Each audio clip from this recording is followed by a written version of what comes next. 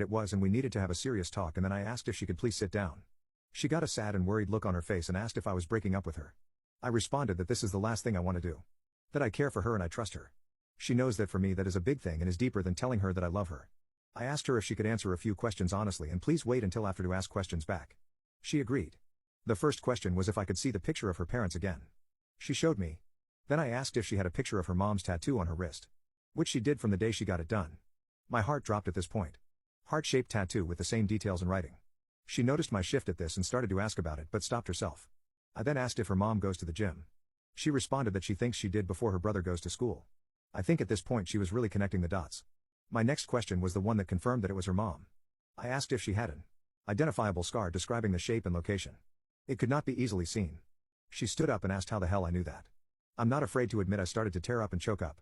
I apologized and told her everything. How I met a woman named Jane at the gym down the block and how she helped me out. How one thing led to another. Did not go into amazing detail but got the point across and why/when it ended and that I have not seen her since that day until that picture. She stood there and started to cry. I wanted to stand up and give her a hug but was afraid of what would happen. I tried to explain that it was nothing serious. We would just meet at the gym. No calls or text or emails.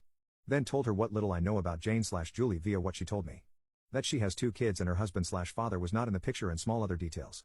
Including that I had no idea about her being currently married or the ages/genders of her kids. This is when my girlfriend, I don't know what else to call her, asked about when it started and ended.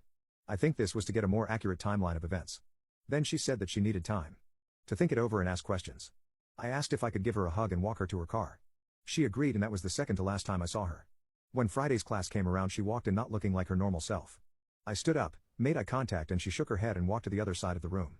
Not going to lie, that look broke me. I went through the motions of class and as soon as time was up she left the room in a hurry. I talked to my professor and asked if I could finish the semester at home instead of in class. I didn't want to cause her any more problems.